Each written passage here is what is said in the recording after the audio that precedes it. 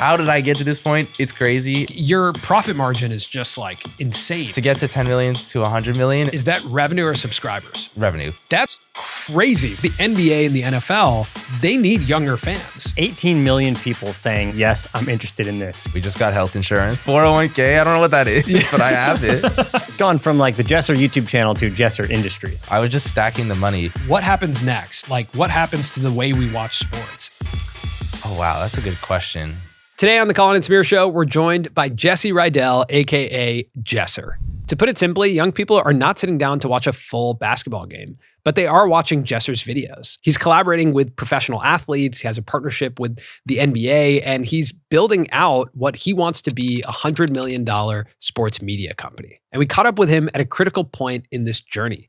He's about to put out his first nationwide product in Walmart, and he just hired a former Spotify exec to be the president of his company, Bucket Squad. Now, whether you're into sports or not, I think we can all learn something from someone who's been able to build over 18 million subscribers on YouTube. It's a really fun conversation for us to have. I think you guys will all really enjoy this. This episode is sponsored by Spotter. Spotter provides capital, community, and now a suite of AI software personalized for creators. And they do all of this to help accelerate creator careers. Spotter has paid out over $900 million through catalog licensing deals to creators like Mr. Beast, Kaniger Dion, Dude Perfect, Destroying, and Jesser to help scale their productions and teams. And if you've been watching our channel, then you know that Spotter's been working with top creators and AI experts to develop a suite of AI software that helps creators like us brainstorm better videos. One of the tools that we use the most is called Title Exploder, and it solves one of the hardest things about growing a YouTube channel, which is packaging. So here's how Title Exploder works. You can start with a title or an idea, and then from there, you can rephrase it, shorten it, reverb, or explode that idea to give you a ton of different variations. You can edit the titles that the software gives you and then keep iterating until you find a title that you like. One of the best parts is that Spotter software is directly connected to your YouTube channel, so the ideas are based on your top performing videos as well as the best videos on YouTube. If you're a creator and you want to see if you're eligible to get access to Title Exploder, then you can scan this QR code right here. You can also click the link in our description, or you can go to join.spotter.la. Signing up there will also ensure that you're the first to know when Spotter's AI software gets rolled out to all creators. All right, now for our conversation with Jesser.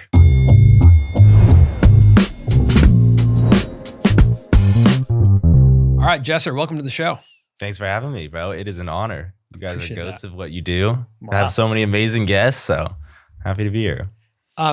It's Jesse R, right? My actual name? Well, my last name does start with an R. Right. Yeah, so And that's why it's correct. Jesser. Yeah, originally my name on YouTube was Jesser the Laser. So I had that for like a couple of years, and then I dropped the laser. Wow. But yeah, You I'm outgrew surprised that. you didn't drop I the did. Jesse and just go with the, The laser. laser. Yeah. honestly, that could have been a move. Yeah. So last night you crossed 18 million subscribers. Let's on your go. channel. Congrats, Yes, man. thank you so Wow. much. How does that feel?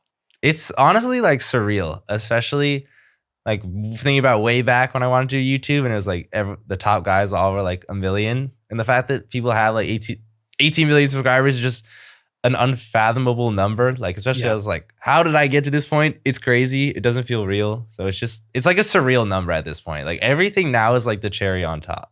Mm. Any like milestone. Yeah. I mean, that's what we're going to dig into is how did you get to this point? Mhm. I'm curious, like 18 million people saying like, yes, I'm interested in this. Clearly that's so many people. But I would imagine there are moments when people come up to you, they meet you, they don't know who you are, and they're like, what do you do? Yeah. Like, well, tell me about what you do. How do you answer that question? I just say I'm a YouTuber. Okay. Like I it's usually parents who ask that, because I'll be like, I love when parents will like see their kid come up to me and be like, I don't know who the fuck you are, but like my son loves you. I'm like, okay, like why do you have to say it like that? But I just say like I'm a basketball YouTuber and I do like challenges, trick shots. Yeah. I pretty much that's my answer. I feel like right now you are like by far arguably the most popular YouTuber amongst like young kids. Would you say that? Is that how you describe your audience? Or do you feel like your audience is expanding? I would say maybe that would be more accurate if it was like basketball focused kids, because Yeah. just kids general I don't think is Sure. much for Yeah, me. yeah, I think there's a lot of creators that are bigger and have more an audience like that, but I think like my audience, like they really are like they play sports, they're basketball type of kids. So I would Got say in that, if you say it like Yeah. that, it would be accurate. Got it. Would you say that the videos you make are videos you would have wanted to watch when you were a little kid? I think so. Like you're in the 100%. audience essentially. Mhm. Okay. Yeah, I definitely think so. When you talk about like explaining to parents, you know, I don't know how many people know this, but your dad is like a legend in Hollywood. Your dad, yeah, he's goated. Your dad is goated in Hollywood. Like he produced Wedding Crashers. That's like one of the greatest movies of all time. Yeah, I feel like no one ever knows about that because my dad never wanted to be like on camera or anything, so I never just talked about him. Yeah. But yeah, he's a executive movie producer. He's done a bunch of crazy movies. Like he did one of the Rocky movies. He did like Wedding Crashers. So it was definitely like growing up. It was like I got to go to set. I think the coolest thing ever is he was doing this movie 4 Christmases. Yeah, I love that movie. Yeah. Yeah, it's okay. That movie It is is great. actually so good. It's yeah. amazing. So they filmed that in Bora Bora, Yeah. which is like where everyone goes for their honeymoon and everything. And I was in kindergarten and I got to stay with him for a whole month. In Bora there. Bora? Yeah, like That's on the crazy. set and like all of a sudden like Vince Vaughn's there and he's talking to me and I'm like, oh my God. That's amazing. Wow. I mean, that movie is so funny, by the way, just in case people haven't seen that. Like I would die on a hill saying that's like one of the best Christmas movies. So, For the record. For the record. Got Yeah, it. just so everyone knows. So did that impact you at all? Like, did that lead you to wanting to be where you are today, seeing your dad make movies and produce entertainment? I think definitely it had to have an impact, but it's weird because I was never like a huge movie fan, but I was obsessed with YouTube. And like movies and YouTube are so different, but I think just it's media. So I think it's definitely like part of it is there for sure. Does he understand what you do? And did he when you started? Was he like, oh, I get it. You're filming yourself, like you're producing entertainment. Like, Yeah, did he understand it? I think he understood it in the beginning, especially because like the first videos I would do were like just home skits, like just skits with my Yeah. brother, which is like, I guess short films in a way, but they're really horrible. But yeah, so I think I don't think he really understood it when it was like gaming, when I was doing like Minecraft and 2K, and I don't know if he even really watched them until like it started getting more popular, but I think he gets it more than like the average parent would get. Right. It. Mhm. What was it that started to get popular? Like when you first took to YouTube? So it first started to get popular for me was like I would upload it for years, like Minecraft and skits. They never got any views until I did this skit. And this skit was called NBA 2K in real life. And it was pretty much, if you played NBA 2K, it's the basketball video game for like NBA. It's so unrealistic, so many of the things that would happen. So we kind of like showed what it would look like doing those unrealistic things in real life, just bit by bit by bit. And I posted that. And then like Bleacher Report posted it, like all these sports websites posted it. And the video got like 300,000 views. And then I gained like 1,000 subscribers in like 2 days. So that was kind of like what started it all. That's like a I would light say. bulb moment. Mhm. Yeah. And you're in high school. I was either a freshman in high school. I think I was a freshman in high school. Yeah. So you started YouTube when you were 14, is that right? No, I Or earlier. started probably like 10 years old, maybe. 10 years old. 'Cause, Wow. well, I was making videos, but I don't even think we were uploading them to YouTube because my older brother, my Mhm. brother's 4 years older than me, he does YouTube too. But like he had the original capture card and things, but we would make like sketches and he would just put me in them. Got So it. I was like in those videos. And then, yeah, I was probably like, I don't know if we uploaded all of them. Like I deleted the channels because like kids at school were finding them. We were embarrassed. yeah. So we deleted a lot of old stuff. But maybe like 10, 11, I was uploading YouTube videos and like learning how to edit and everything. I think about the concept of kids at my school seeing like my home movies I made with my brother. Like I would be super embarrassed. Oh, you know, like yes. I think that that's like such an interesting part of growing up with YouTube is that you were sharing a lot of your like early creative endeavors Mhm. and then people could find them. And like as you're going through puberty and like adolescence, you're like, wait, don't watch that. Yeah, no, it was horrible because I was like the most shy kid ever. Like I wouldn't say anything to a female. I'd turn like red. So it was like my outlet at home to make Right. these videos. And then like once that video got popular, like so many kids at school heard about it because like, oh, let's get a viral video. And then like they were like, oh, teacher, you should play it. And the teacher's no. playing Wow. one of my gaming videos. And they were so weird. In front of the whole class, I literally wanted to crawl up in a ball and just like Wow. die. It was the worst. And like the older kids because I was on basketball, like the varsity team we'd always be with them. They would like watch the video, like make jokes and shit. I'd be like, I hate it here. I hate it so much. You know, that is weirdly common that like a shy kid in school makes it on YouTube. I feel like it is. And I wonder what that, like, is it just like the sense of control or like freedom of expression when it's, you know, yourself? Because I've also noticed while we've been sitting here, you're pretty comfortable staring down the camera lens and talking to the camera lens. And that's like a whole different relationship, right? It's like when you're alone in a room looking at a lens, like, why is that more comfortable than when you're at school? Yeah, it's definitely interesting, especially over time. I've lost the shyness just being forced in so many situations, but I think it is easier to talk into a camera lens, even though there's like, oh, you could be talking to millions of people, but it's like, you're really not. Like, you're just, you're really just talking to this, like a camera. So it's like, I don't know. It's just, it is a lot easier for some reason, especially as a shy person. Like, I know there's a lot of people who aren't shy at all, but then when you film them, they get really shy. So I was like the opposite. So like when a camera's on, I think just overdoing it for so many years that like, it like gives me energy or it like makes me ready to go in a weird way. I don't know what it is, but it's like a switch. Yeah. So when you make NBA 2K in real life and it gets 300,000 views, it's shared all over, you're like a freshman in high school. Is that a moment where you're proud, or in that moment too, are you kind of like, oh no? Oh no, I was so hyped. You were I was so hyped. And other people thought it was cool. Yeah, it was because like I've been uploading, like I had hundreds of Minecraft videos before that video came up. And then it was like the one basketball video I did well, but it's like I was always trying to get to have subscribers. Like I wanted to be a YouTuber, and I knew that before I even posted that video. Like I knew I wanted to be a YouTuber full time. And the reason for that, my favorite YouTuber was Pro Syndicate. He was doing like a live stream and someone asked him like, well, what do you do for a job? And he was like, oh, I'm just a YouTuber. And like, I vividly remember watching that and being like, oh my God, you can do this as a job, like as a 10-year-old. And then ever since that day, I was just going hard on YouTube to do it as a job.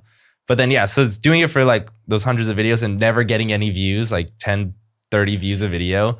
And then having a video get hundreds of thousands, it was like, oh my goodness, this is what I've been chasing for so long. That's the dopamine rush. Yeah, it was amazing. Yeah. What'd you do next? So then after that, I switched to doing 2K content, and I started, this was 2K14. So I started consistently posting that. I posted like the follow-up, just making that video again. And then that one did even better than the first one. Oh, interesting. And then from that moment, I had like 3,000 subscribers, and then I kept uploading 2K every single day, and I was getting 1,000 views a video now from that, just getting that little audience, and I was just doing that every day, and that's kind of where I went from there. So did you know what it meant to do YouTube as a job at that? Obviously, you're super young. I just knew that that's all he did. That's what he did with his life. He just made videos. So at that age, being a kid who's like into basketball too, like I remember when I was a kid here, I grew up in LA. This is a shirt I bought at the Great Western Forum watching the Lakers play. And I was like, I want to play basketball when I grow up. Now, when you're a young kid, like 9, 10 years old, that's in your mind, you're like, that's a total reality. I want to be an NBA player. Until you know, at least me, like a 5'6" Indian kid starts to grow up and you're like, well, and you've seen me play basketball. I see you've been hooping, bro. You had some game winners last time we played. You hit me. That was I've watched that highlight 100 times.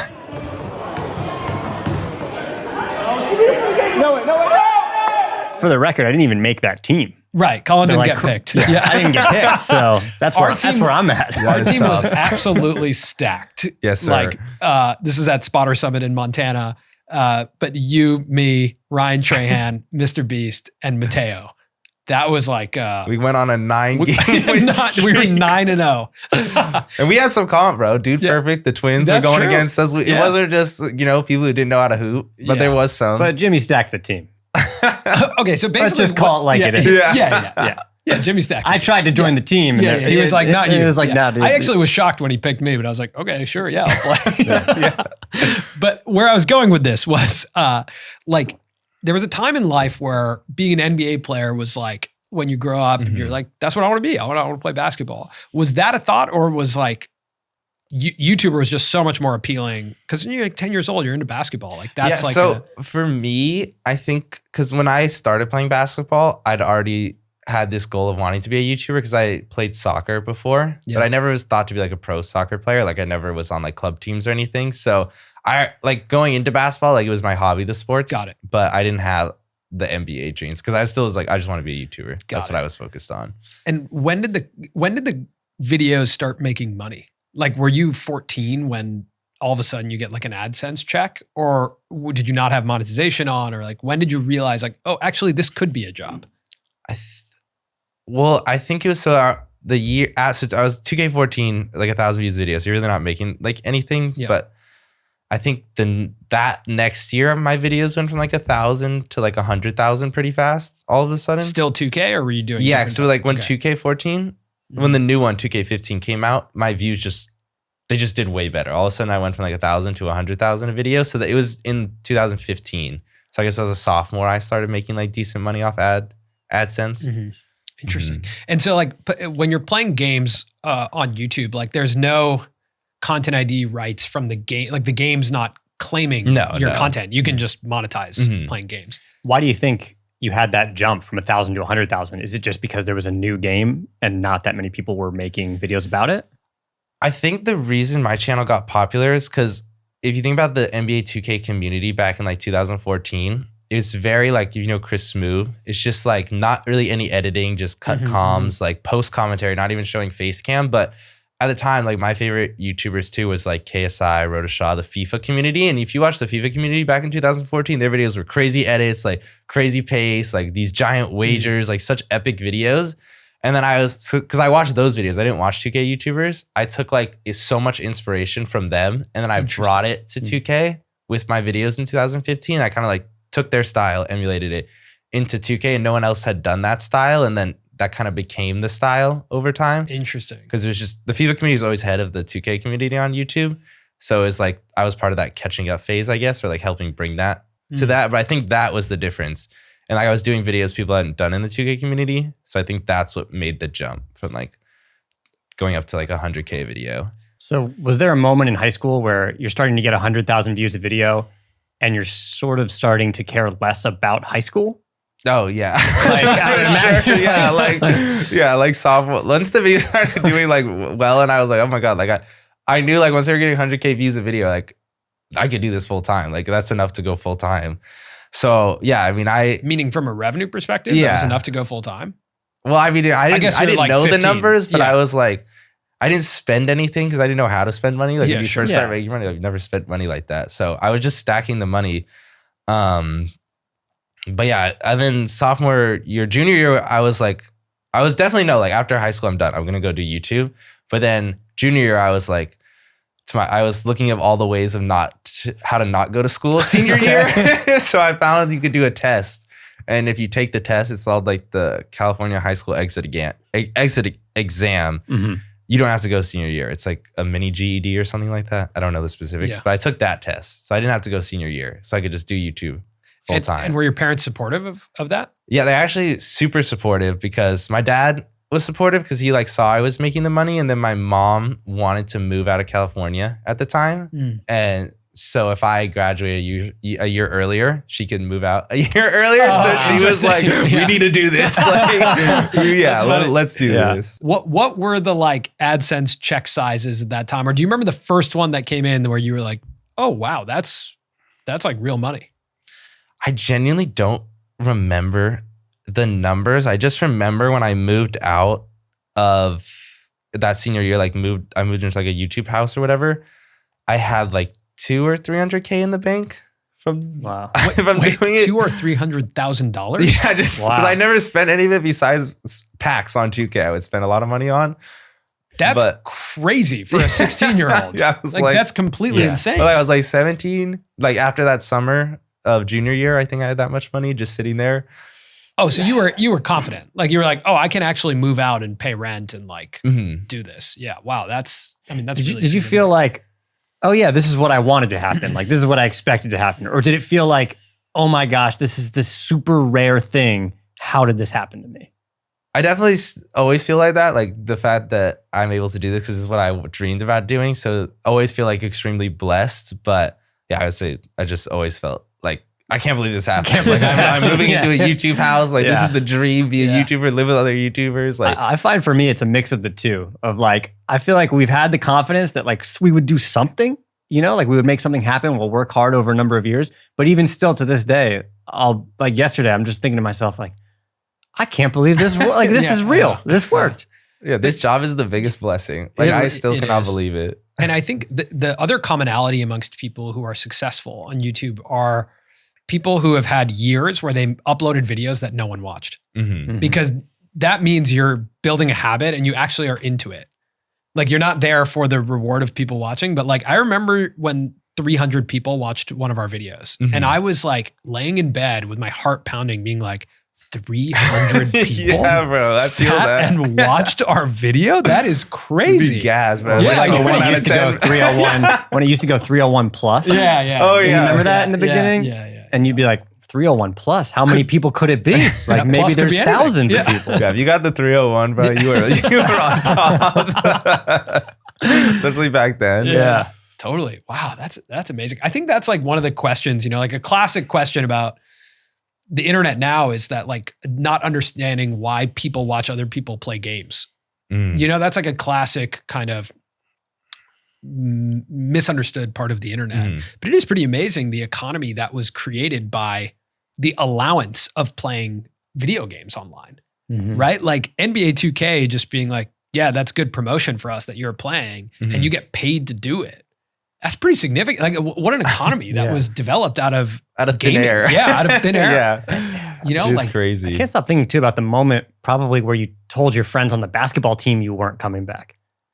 Oh, I remember the end of junior year. I didn't say anything to anyone. You just ghosted? Yeah, you were Irish exited from high school? Like my good friends, I told that I wasn't coming back, but I didn't tell anybody else. That's so funny. Wow. Yeah. So that's so interesting to me that you can you stop playing the sport at the school, but then you make videos about the sport. Yeah. Like junior year, I didn't play on the basketball team because it just took up so much time. And I just wanted to make videos. And then it would be like, oh, you have to go back to school for 2 hours for practice and be like, bro, like when you play on the team, sometimes there's no time for anything but homework and sports. So it's like, I just couldn't play again.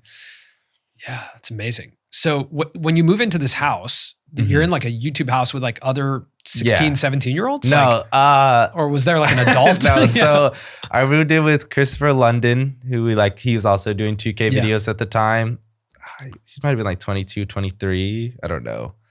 And then Zach, the traveling gamer, who's a bit my boy too. But I remember I didn't even know Zach when he moved in. Chris was just like, oh, my boy's gonna move in. I was like, hell yeah. Like I seen one of his streams and then, so it was like the three of us all moved in together. And Zach, it was so interesting. He was an electrical engineer. So he would just be gone for like 2 months and then he'd come back. Oh, he had like a real job. Yeah. So he still had a real job at the time, but he was also a streamer. Interesting. So that was fun. And is that when you transitioned from making gaming videos to more like IRL content? Like you're actually, in the videos. So I started experimenting with those, but a majority of my content was still like gaming 2K videos. But I would do a lot of like sketches in the videos and different things where I'd leave the room or like go film like a bit, like, oh, me training, doing push-ups at the park to get ready for this wager. And so I take the camera out a lot. And then we started like experimenting, doing like we had a mini hoop in our house. So we do like dunk contests, like so many videos on the mini hoop in the house. Got it. So did you grow exponentially once you were in a house and you're only focused on YouTube? Yeah, so I moved in. I had like 600,000 subscribers when I moved in. And then I think that first year maybe gained like another. No, my growth was never like too crazy. So I think that first house, we kept moving houses, but I hit 1 million subscribers like at the end of our lease in that house. So maybe it took like a year to gain like 400,000. Maybe I think we were there for 1 year. So yeah, like a year to gain like 400,000 subscribers. And is that where your crew developed, that like the Too Hype crew? It was like the start of the start of it. Yeah. Yeah. And that was obviously, I would imagine as like a young person, like it's very appealing to be like a crew. Oh yeah. Right. It's always better. Like I always pushed my homies to do YouTube and a lot of them do it full time. Like my best friend growing up is a YouTuber. We still make videos like every day together. And then my brother does YouTube. So I was like, it's so much better being able to do stuff with your homies and like grow together than by yourself. So I've always loved like the doing stuff with others or having like connections with other creators. It's been always an important thing. Creating a crew, did that create any complications though as well of like, we're now doing this as a business together? Not really. Cause like the only reason we made the crew name is cause like we didn't start with a group channel or anything. We just were like, okay, we all make videos together. We need a name. Got Because it. like everyone because people would call us the 2K house. That was like our first name, and then we were like, okay, we don't want to be the 2K house. Like, let's come up with our own name instead of being like 2K, because that's like the game's name. So that was really the reason of like doing the group name, and just so we had that. And then it wasn't until like 2 years after we made a group channel. Got it. And what did you learn from, I guess, that experience of starting a group channel, and like, what's that like? I think the group, it was definitely like just so much fun having the group, but it was definitely like looking back, we would film all of us. It was like 6 to 8 of us at the time. We would all film in the same day, just one video after another. Wow. And I was like the first person to have a cameraman, so we would just film for everyone. But it was just so much fun because like the videos were like, okay, we're all gonna sit on the couch, play a game for 30 minutes. We bang out like 4 couch videos. Now we're gonna go to our backyard and we have the basketball and do 4 basketball videos. And then we had that schedule going, but like looking back, it's like, damn, we were filming just all day for like 8 channels. What were you learning about? Fun. What were you learning about YouTube at this time in terms of like what types of ideas could work, or what the relationship was with the audience? Like, were these foundational years of learning how to make a YouTube video, I guess? Yeah, I think so around like 2017, I would say this time was like, I never looked at the analytics at all. Like I never looked at a retention graph or anything like that. And then how you were talking about basketball earlier, Mateo. Yeah. So Mateo like cold emailed me like, yo, I do analytics. Like we should work together. During that time? Yeah. Wow. Wait, so that was in like 2017? Yeah. For you guys who don't know, Mateo he's what, Mr. Beast's chief strategy officer now? Something like that. Yeah. Yeah. He must have been super young at the time too. He was in college. Okay. But yeah, he messaged me. He was like, do you want to do like analytics reports? And then he did one for me and he was like, your real life basketball videos get 3 times the views of your other videos. And I was like, oh shit, let me just do real life basketball videos this month. And I only did real life basketball videos that month. And then it was like my record views for the month. And I was like, oh, I should probably look at analytics. Like, that's crazy. Yeah. It's an interesting thing that like a stranger will reach out in this industry. Yeah. Just because there are people who are passionate about it. Yeah. Who will like just go out of their way to like help you, no strings attached sort of at that time. Yeah. And then I just started working with him, like just paying him to do analytics. Really? I didn't know that. Yeah. Wow. We go back. Interesting. We go way back. I thought we were all just teammates in Montana. Yeah. I didn't know you guys had history. We've been plotting that game for a long time. That's really cool. So with that change, what changed with like either the business or the impact that you were seeing in front of your eyes? Like, were people starting to recognize you like crazy? Like, what happens there? Because now you're on camera. Yeah, now you're on camera. Mm-hmm. People like really recognize your face and you're growing a lot. I think once we did like the group videos and it was like, because it's not only like my videos I'm in, I'm also in like 8 other people's videos. Like we definitely would get recognized a lot, especially if we go anywhere basketball related. Like, because we would go to like, at the time we lived next to Chino Hills and LaMelo Ball was like going crazy. Oh yeah. So we would go to his games and do like vlogs. Just, that was the video. Just go watch the game vlog. The video's done. Like it was so easy back then. Oh, I miss those days. But yeah, we get recognized a lot at anything basketball related. But if I went and did something non-basketball related, probably not get recognized. Yeah. Was there a moment like when a NBA player reached out for the first time where you were like, oh my gosh, this person's watching? Forget the year, but Ball is Life, this basketball company, was having they have their like Ball is Life All-American game with all the top high school kids. And we went to the practice and De'Aaron Fox was there. And me and Chris were like, oh my God, De'Aaron Fox is here. Like, this is so cool. And like, we were like, we have to say something to him. So we like got our cameras and we went up to him and he's like, oh, what up, Jester and Chris? And we were like, what? That's crazy. And he knew like all the different 2K YouTubers and he was just the nicest dude ever. And it was just like the most surreal moment. We were like, oh my God, De'Aaron. I think I titled my video like De'Aaron Fox watches my videos, question mark, like from the vlog. I mean, that's a crazy sense of validation. And I always think about with YouTube creators, like there's these almost like checkpoints that keep you going. They almost give you like a power boost when these moments of validation happen. It could be when you cross 1 million subscribers. It could be when you find out that someone watches your videos. It could be like when you make a certain amount of money. Like, what were those big moments of validation for you or like boosts for you? Was it finding out that certain people watched the channel? I think the number one was definitely 1 million subscribers. Yeah. Because that just took so long, like 7 years of uploading videos or something like that. So that was always the big one. And then I think 10 million was like the next one in terms of like the validation type of thing. So I would say the subscriber metric was definitely it. Interesting. And as you start working with Mateo, are you starting to get more into the analytics, or are you just listening to his ideas?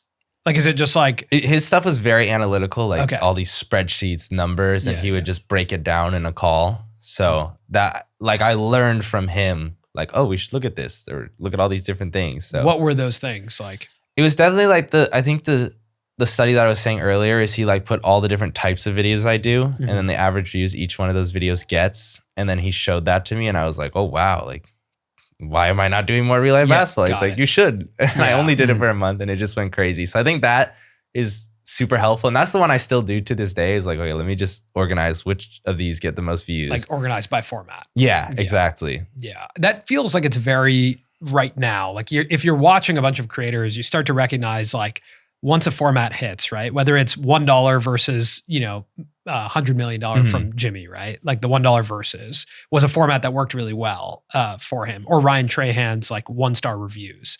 And once you see one hit, you see them that do like a ton of iterations of that and start to build upon that format. I feel like that's like the YouTube philosophy is like, okay, I don't know what your magic number is, but it's like, if I'm uploading 7 videos, 5 of them I know I've already done, tested, they do well. 2 of them are experiments. If the experiment does good, do it one more time. If it bangs twice, it gets to that, it adds to the bucket of these do good, I'm gonna keep doing these. Yeah. And it's just, I feel like if you do that and you're constantly adding the experiments in there, it's just I think cycle. that's the thing is the balancing act of I know this works and this is a brand new experiment. Because as you start to grow, those experiments start to take on a new level of risk.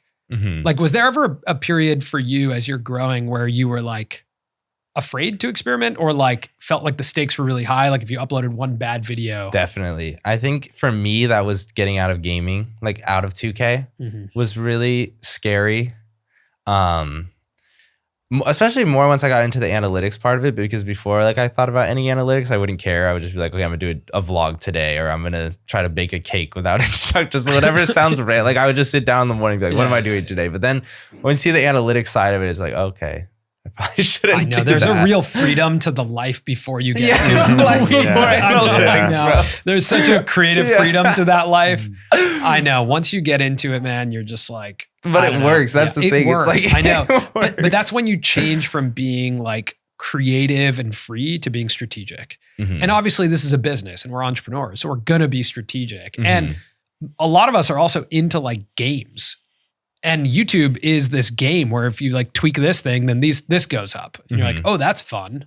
I like it when the numbers go up. And we trust those numbers at least a little bit more so than like, it's hard to know how to read a certain amount of comments or see people tweet about your video and know, in what that means stacked up to the next video or the video before that. Like the metrics are just all we sort of have, right? It seems like up to now, like everything's pretty linear and growing up into the right for you from 0 to 1 million and a bit beyond. From 1 million to now to 18 million, like what were there big challenges? Yeah, I would say there was definitely a moment where it was everything kind of changed. Cause for let's say like starting in 2014 on the main channel, like uploading a lot, I was 7 years in, I was at like 3 million subscribers. So it was very like slow, steady growth, good community. But pretty much what happened is like, I was like, I want to grow. Like I see all these people growing. I'm like, I feel like I gained like 10,000, 20,000 subscribers a month pretty consistently, like every month for the last couple of years. And I was like, I have like, am I not working hard enough? What am I not doing? So I was like, I'm going to daily vlog. Right. So I was like, that's how you can't work harder than the daily vlog. Like that is a classic YouTube thought. We've all been there. So I start doing the daily vlog and instantly my views start dropping. But I'm like, whatever, fuck it, next day. You're not even worried about it because you're worried about the next day. Yeah. And I'm like 25 days in and I get mono, bro. And I'm just out. Like I can't vlog. I'm just in bed, horrible sickness. And in that Did you do a mono vlog? I did, bro. I'm literally like at the doctor's office crying because I'm like, I can't do the vlog anymore. so Like, because I was YouTube. like, I was Wow. months of like, I'm gonna commit to this. Yeah, And that's then the universe though, just telling I you know, like, just hey, like- pump the brakes, yeah, man. Yeah, Like, I'm literally crying on camera Like- about being sick and not being able to Like, continue here's my mono, daily just stop. vlog. Just please stop. Yeah. The moment it was like the world was coming down on me, but it was a blessing in Yeah. disguise. Because then when I was sick, I was like, you know what, the daily vlogs really weren't working. My views are all down. Like, and then that's when I started working with Paddy Galloway, Yep. the GOAT. And then he was looking at my vlogs and he basically like what stuck with me. And I think that made the shift for my channel and everything. He was like, okay, all your vlogs are very catered towards your audience. Like daily vlog is really like building. It's just like, you don't grow, but you give your community. It's like all inside Yeah, jokes. So yeah, I'm yeah, starting right. off the videos with inside jokes. Like, and I'm watching these. I'm like, yeah, if this is a new viewer, like they do not know what's going on or like they're going to leave. Yeah.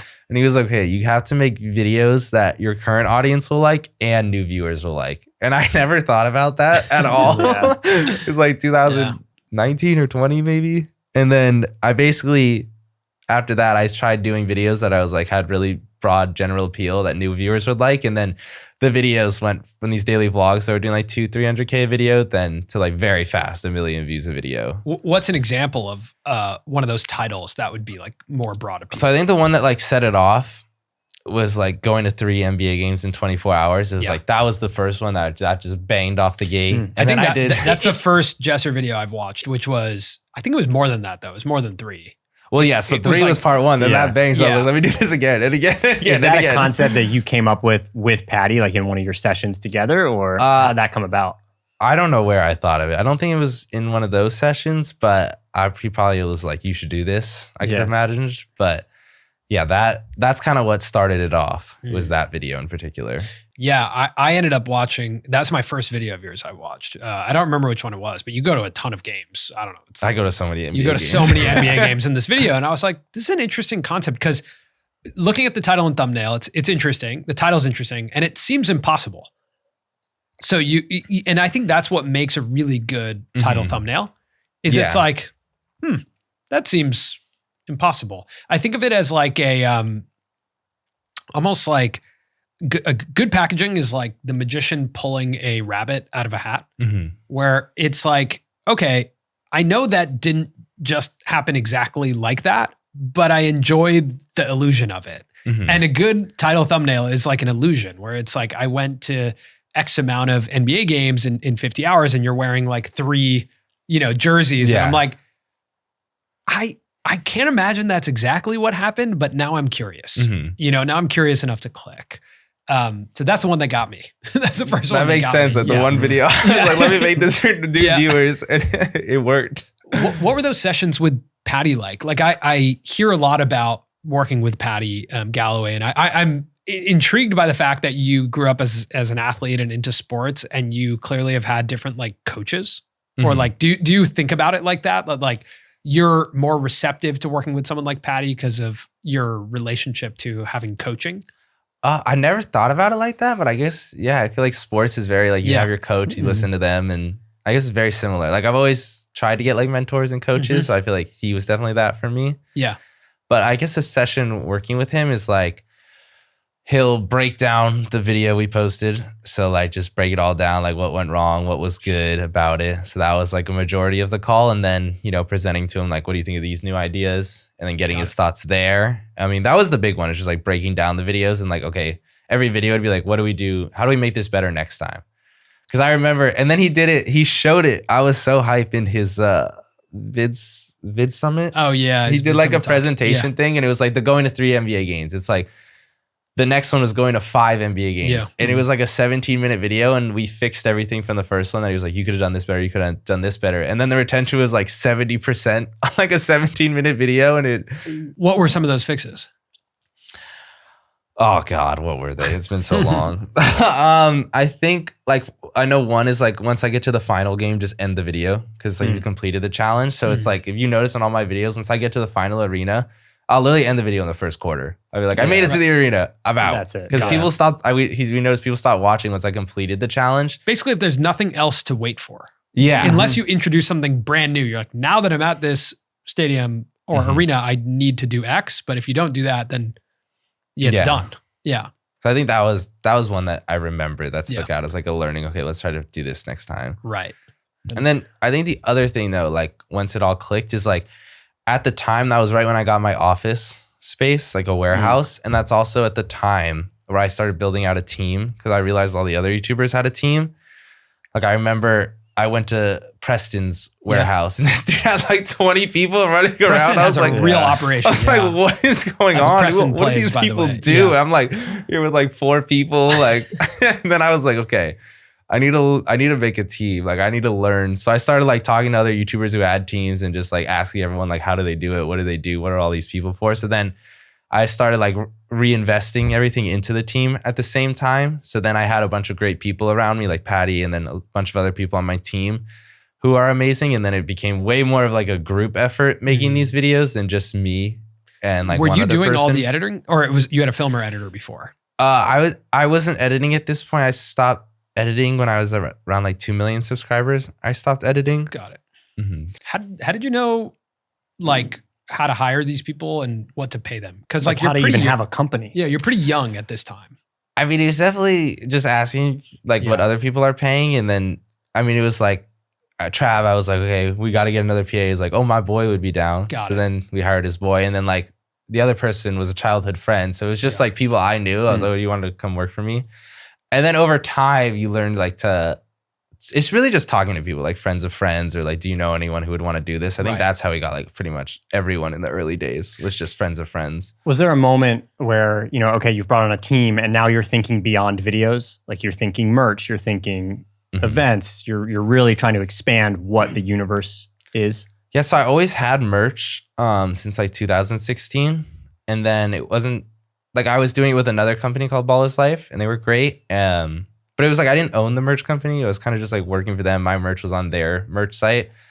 So then, building the team, I was like, hey, I want to make the basketball clothes Bucket Squad my own thing. So that was like, we stopped working with them and then made our own company for that. So it's definitely thinking of like, okay, this is becoming a business and trying to learn like, because I used to not think anything business. Like all my thought was like, what video am I making today? Yeah. But now definitely like as you get a team and you're managing all these employees and it gets bigger, it's like, okay, it has to be a business now. Like this is a business. Has to be. Yeah.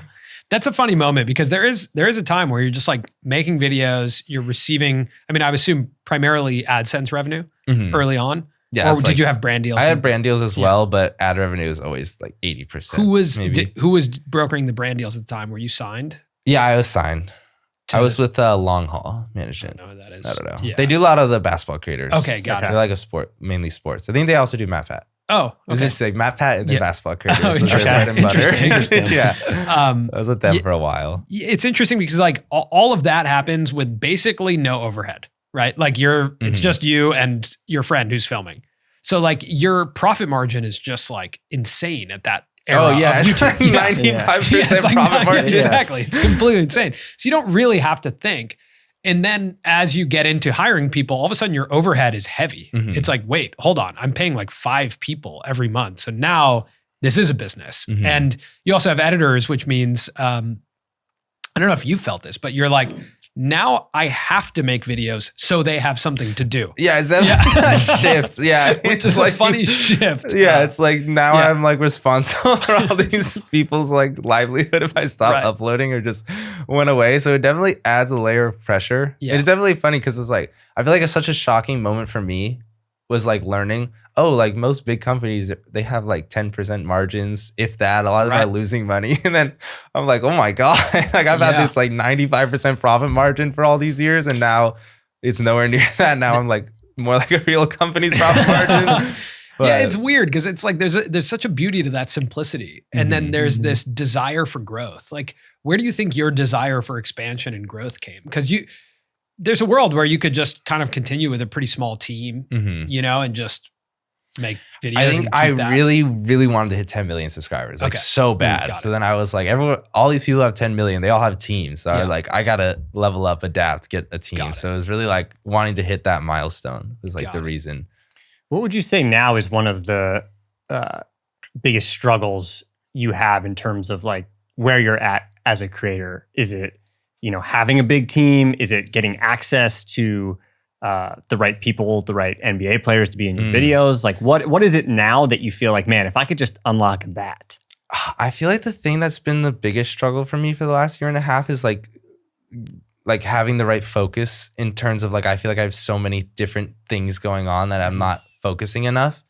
And I even had a thought earlier this year, like, oh, should I start another company or like a subscription service? And then I came to the conclusion, like, no, I can't spread out my focus anymore. Like it's already too thin. So I think just feeling like I have enough time for each of the different things I'm working on has been like the biggest struggle. So or like figuring out the balance between all those things. A bit of it is like opportunity overload, actually. Like there's a lot of opportunity in front of you, and it's being able to filter out and focus. Exactly. I think that's been the hardest thing, which is a blessing to have. It's totally, a good problem to have. It is, but it is a problem. It's pretty common amongst creators because as you grow, like you also see your friends doing all this other stuff, right? Like you see people launching companies alongside their YouTube channels or expanding to multiple channels, right? Like I'd have to imagine did you hit 10 million before you launched your other channels, or did you launch your other channels right as you started? No, so I had one other channel, but I had that since like when I started my main channel in like 2014. Which one? Jesser is my main channel, and then my second channel is called JSR. Okay. Now it's Jesser Reacts, but I had that channel like because I would do playthroughs of like random games or just like horror games and stuff that wasn't sports related. Yeah. So I would just throw that on there. What's the current landscape of like how much content you put out in a month across what channels? Right now, the goal for this year is to put out like 2 to 4 long form videos on my main channel. A month? A month. Okay. Try to do 2 shorts a week, maybe more if I can. And then 10 videos a month on the React channel. 10 videos a month on Reacts. And that was a set. We were originally going to do 20 a month. 20 a month? But we decided to scale back after the Spotter Summit because everyone was like longer videos and our videos were like 8 to 10 minutes. Yeah, I mean, I think that is the current, era of YouTube is longer form content, which is interesting. Like I think we talked about at Spotter Summit, it was like 20 to 40 minutes is like the sweet spot, right? Exactly. But I imagine your Reacts channel is probably the profit leader of your company. In terms of ad revenue, yeah, but it doesn't get anywhere near the sponsor deals of the main channel, but it makes more on ad revenue because they just upload more. Got it.